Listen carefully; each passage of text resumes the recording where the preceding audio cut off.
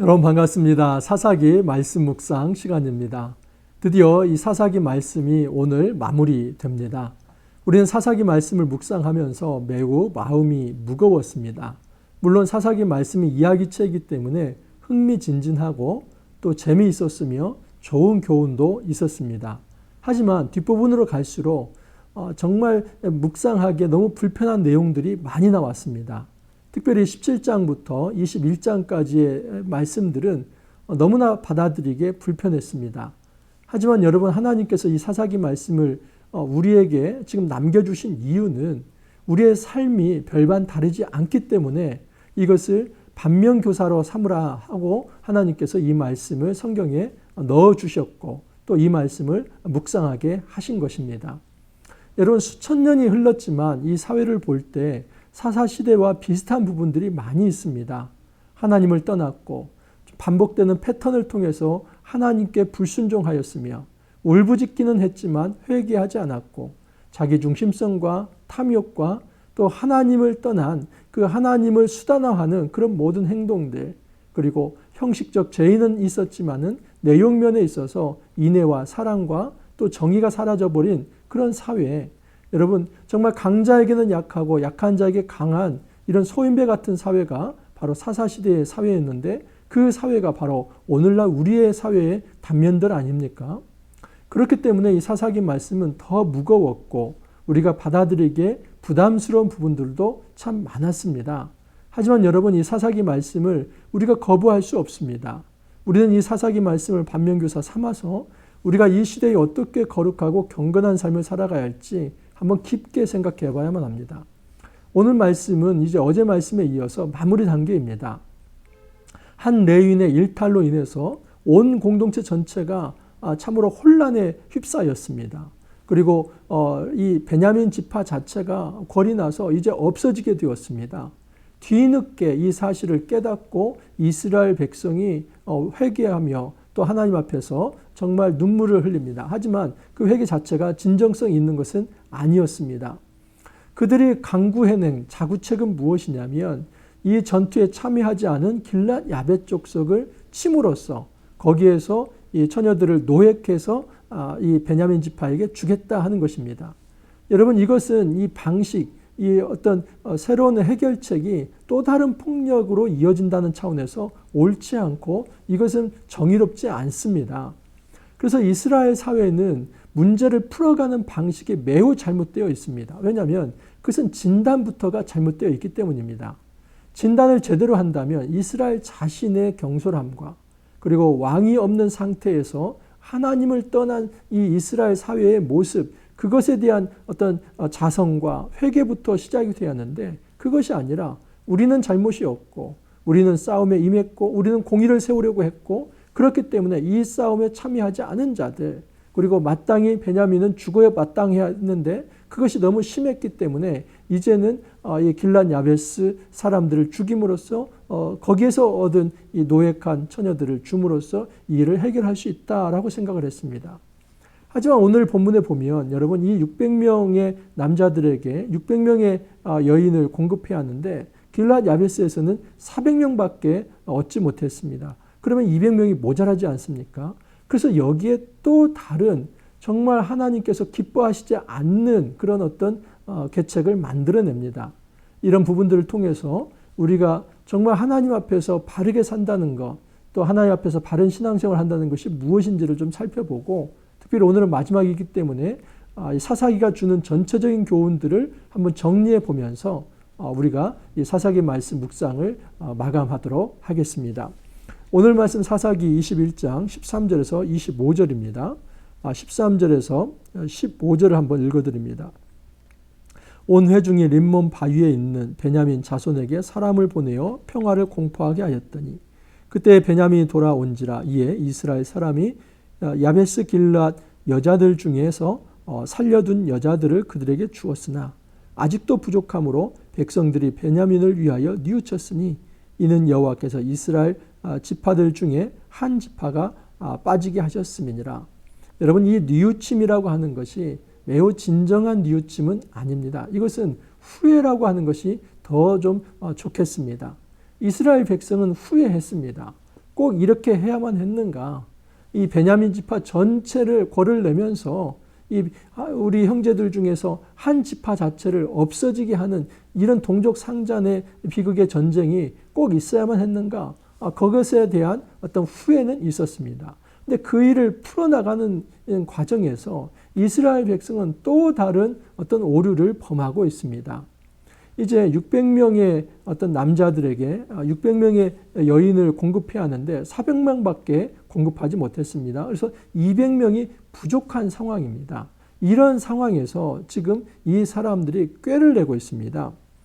자, 보면은 20절 이하의 말씀인데 베냐민 자손에게 명령하여 이르되 가서 포도원에 숨어 보다가 실로의 여자들이 춤을 추러 나오거든 너희는 포도원에서 나와서 실로의 딸 중에 각각 하나를 붙들어 가지고 자기의 아내로 삼아 베냐민 땅으로 돌아가라. 여러분, 그들이 만들어낸 것은 무엇이냐면 이 형식적인 어떤 그 경건, 이 형식적 경건은 이제 훼손하지 않는 상황에서 그러면서도 이 이스라엘 백성이 베냐민 지파에게 딸들을 공급할 수 있는 그 계책을 하나 만들어냈습니다. 그것은 무엇이냐면 실로에서 해년마다 여호와의 축제가 열립니다. 하나님 앞에 예배하고 또 하나님을 위해서 제사하며 찬양하는 그런 자리입니다. 그 해마다 그곳에 이 여인들이 많이 나와서 여호와께 찬양하며 춤을 추며 즐거워하는데 그곳에서 이 베냐민 지파 남자들이 200명의 아직 이 아내를 얻지 못한 남자들이 이 춤추러 나온 여인들을 납치하도록 허락을 한 것입니다. 여러분, 이것은 매우 잘못된 것이죠. 그런데 이렇게 잘못된 일을 하는 이유는 무엇이냐면 이것은 자의로 딸을 내어주는 것은 아니기 때문에 이것은 형식적인 어떤 경건을 어떤 어기지는 않았다 하는 사실입니다. 맹세할 때 우리가 우리의 자의로 베냐민 사람들에게 딸을 주지는 않겠습니다. 그렇게 맹세했다는 겁니다. 그렇기 때문에 그들 자의로 딸을 줄 수는 없지만 이 베냐민 지파가 이 딸들을 납치해 간다면 그것을 방관하고 그리고 그것은 우리가 자의로 준 것이 아니기 때문에 우리가 그 맹세에 대해서 어긴 것이 아니다. 이런 형식적 논리를 가지고 있는 것입니다. 여러분, 그것이 무엇이 그렇게 중요한 것입니까? 정말 그렇게 해서 딸들이 납치되어 간다면 그것은 또 다른 성폭행이며 그것은 또 다른 폭력이지 않습니까? 그것에 대해서는 정말 잘못이 없는 것입니까? 정말 이스라엘 사람들은 그들이 만들어낸 어떤 대책이라고 하는 것 그리고 대안이라고 하는 것이 하나님 보실 때 너무나 가치가 없고 하나님이 그것을 결코 기뻐하시지 않은 그런 것들인데 자기들 스스로 이 형식적 논리와 자기들이 만들어낸 신학에 빠져서 그것을 이루기 위해 정말 중요한 가치들을 다 놓치고 있습니다. 보시면 이제 22절에 만일 그의 아버지나 형제가 와서 우리에게 시비하면 우리가 그에게 말하기를 청하건대 너희는 우리에게 은혜를 베풀어 그들을 우리에게 줄지니라 이는 우리가 전쟁할 때에 각 사람을 위하여 그의 아내를 얻어주지 못하였고 너희가 자의로 그들에게 준 것이 아니니 너희에게 죄가 없을 것임이라 하겠노라 하매 만약에 그 딸들의 아버지가 와서 항의를 한다면 얘들아 너희들이 너희의 딸들을 자의로 준 거 아니지 않은가 그러니까 맹세를 어긴 것은 아니다. 그리고 이 베냐민 지파도 정말 이 딸들이 있어야 이제 후손을 이어갈 거 아니냐 그러니까 좀 이해를 해달라. 정말 이 일에 은혜를 좀 베풀어 달라. 그렇게 하겠다는 것입니다. 여러분 꼭 문제를 이렇게 풀어야만 합니까? 이스라엘 사회에서 율법에 의하면 서원을 경솔하게 했을 때 그 경솔한 서원을 돌이키는 속건제사가 있었습니다. 여러분 이렇게 함으로써 잘못된 맹세에 대해서 다시 돌이킬 수 있습니다. 그러면 이스라엘 백성이 경솔하게 우리의 딸들을 주지 않겠다고 그 하나님도 기뻐하시지 않는 그런 맹세를 했다면 하나님 저희들의 경솔을 용서하시고 우리의 이제는 이 맹세를 바로 잡겠습니다. 그래서 정말 우리가 딸들을 주지 않겠다고 하지만 이제 합법적인 결혼 관계를 통해서 이 베냐민 지파를 살리도록 우리의 딸들을 주겠습니다. 이렇게 하면 될 일입니다. 하지만 이 형식적 논리에 사로잡히고 잘못된 교조주의와 잘못된 신학에 빠져서 그들은 이 맹세를 어기지 않는다는 것은 지키지만 또 다른 폭력을 일으키면서 또 다른 사람들에게 깊은 상처를 안겨줍니다. 여러분, 끌려 납치된 그 딸들은 무엇입니까? 자의가 아니지 않습니까? 엄밀히 말하면 그건 성폭행입니다. 그리고 그 딸들을 잃은 아버지의 마음은 또 어떻습니까? 정상적이지 않은 상황에서 이 가정이 이루어지는 거, 여러분, 이것은 결코 좋은 일이 아닙니다. 이렇게 사회가 망가진 이유를 25절에 이제 마지막에 이렇게 정리를 합니다. 그때 이스라엘에 왕이 없으므로 사람이 각기 자기의 소견에 옳은 대로 행하였더라. 서론에서도 말씀을 드렸지만 사사시대는 이 12지파 연맹체이고, 그리고 그때그때마다 일이 있을 때 하나님께서 사사를 세우는 방식으로 신정통치를 했습니다. 그렇기 때문에 이방의 어떤 왕정과는 다릅니다. 그래서 왕이 없다는 사실이 이방의 왕정체제가 없다, 이렇게도 말할 수 있습니다. 하지만 더 중요한 것은, 여기서 왕이 없다는 것은 하나님이 이스라엘 사회에 왕이 되지 못하신다. 그러므로 그들은 말씀의 통치를 받지 않는 백성이고, 하나님의 말씀의 통치가 없는 사회가 혼란하게 되었다 하는 것을 사사기는 보여주고 있습니다. 여러분, 사사기에 몇 가지 특징이 있습니다. 사사기에 보면은 처음부터 이스라엘 백성은 어렵고 힘들 때마다 울부짖습니다. 하지만 이 울부짖음은 결코 회개가 아닙니다. 여러분, 신음소리이며 아픔의 소리이고 고통의 소리입니다.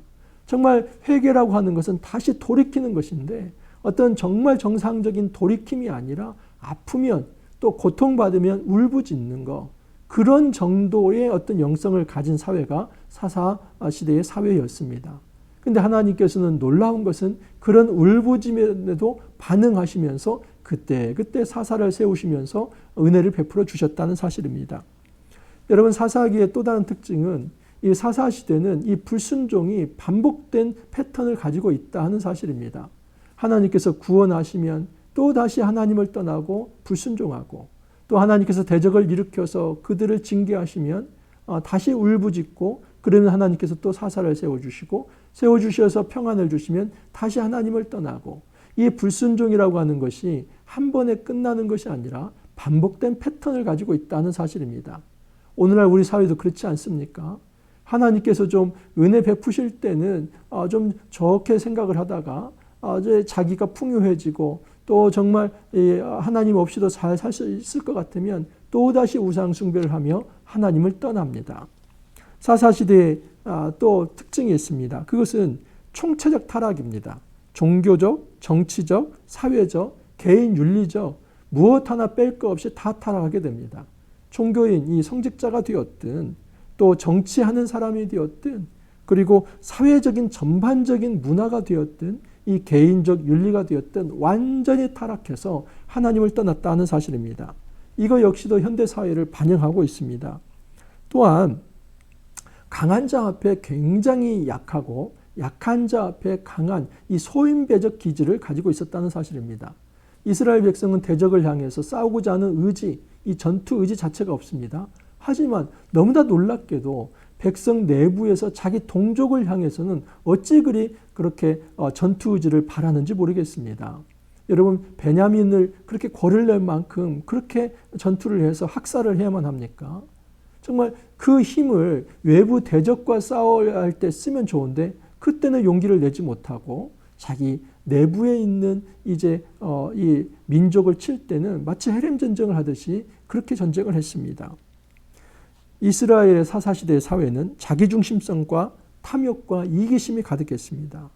그리고 마지막으로 형식주의라는 껍데기에 사로잡혀서 정작 내용은 정말 중요하게 여기지 않고, 그 형식적 제의적 어떤 경건에 사로잡혀서 하나님 앞에서의 인애와 사랑, 그리고 정의는 다 내팽개쳤다 하는 사실입니다. 여러분, 이 모든 것은 제가 한 6가지 정도 이야기를 했는데, 이 사사시대의 특징은 한 가지로 말을 하면 왕이 없는 사회의 혼란상입니다. 오늘날도 우리가 하나님이 우리에게 왕이 되지 못한다면 이런 혼란상은 똑같이 있을 수밖에 없습니다. 울부짖기는 하나 회개가 없고, 반복되는 불순종과 종교적, 사회적, 정치적, 윤리적 어떤 타락과, 그리고 정말 강한 자에게 약하고 약한 자에게 강하는 그런 소인배적 삶과, 자기중심성과 탐욕, 그리고 지극히 껍데기의 어떤 이제 헛된 형식주의 영성. 여러분, 이 모든 것들은 몇천 년 전의 이야기가 아니라 바로 현실의 우리의 삶의 이야기입니다. 사사기를 마감하면서 정말 이 시대 이대로 끝인가? 이런 사사시대에 이제는 소망이 없는가?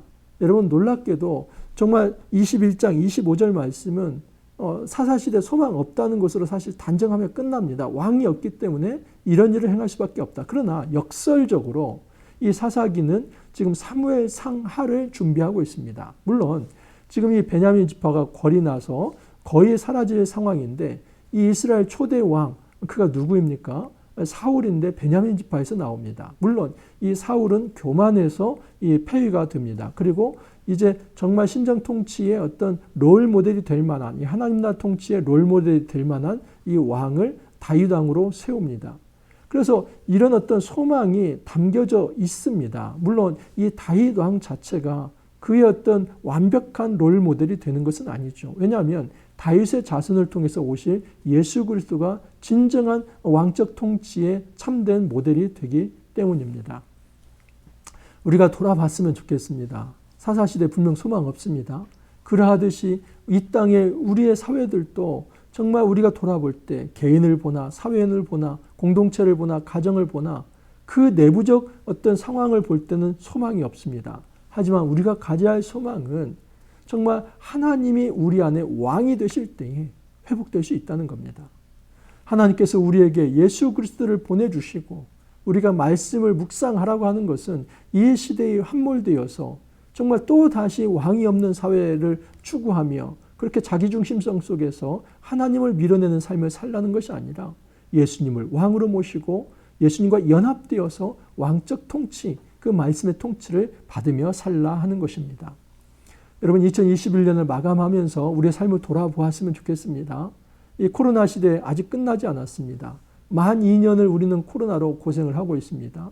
앞으로 얼마나 더 이 코로나가 진행될지 알 수 없습니다. 하지만 중요한 사실은 하나님은 반드시 우리에게 은혜를 주실 것이며 회복시켜 주실 거라 하는 사실입니다. 여러분, 우리가 그 하나님을 바라보면서 그 왕이신 하나님 앞에 무릎을 꿇으면서 내 자신을 통해서 정말 하나님을 주변화시키는 것이 아니라 하나님을 중심으로 내가 하나님의 참된 백성이 되고 신하가 되겠다는 그런 자세 속에서 올바른 영성, 주님이 기뻐하실 만한 경건을 가지고 살아갈 수 있기를 바랍니다. 이제 2021년 이제 2주 남았습니다. 여러분, 한 해를 잘 정리하고 새해를 기쁨으로 맞을 수 있기를 바랍니다. 저 역시도 한 해 동안 여러분들과 함께 말씀 묵상을 나눌 수 있어서 너무 감사했습니다. 여러분, 2021년 성경 묵상 해설은 오늘로 마감을 하고 이제 2022년 1월 3일 요한복음으로 다시 찾아뵙도록 하겠습니다. 함께 기도하겠습니다. 주님, 감사합니다. 저희들 삶 속에서 사사시대의 모습을 묵상할 수 있도록 인도하여 주시니 감사합니다. 사사시대의 그 자기중심성, 그리고 정말 일정 패턴을 가지고 있는 불순종, 또 하나님을 떠난 개인적, 또 사회적, 정치적, 종교적 정말 총체적인 타락, 강한 자에게는 지극히 약하고 약한 자에게 강한 그 소인배적 기질들, 겉껍데기는 살아있지만 내용면에 있어서 사랑과 인애가 사라진 이 사회, 정말 너무나 흡사하게 이 사회가 사사시대를 닮아 있습니다. 정말 이 땅의 모습을 볼 때 역시나 왕이 없어서 자기 소견에 옳은 대로 행하는 것 같아 보이지만 그럼에도 하나님께서는 저희들에게 소망을 주셨습니다.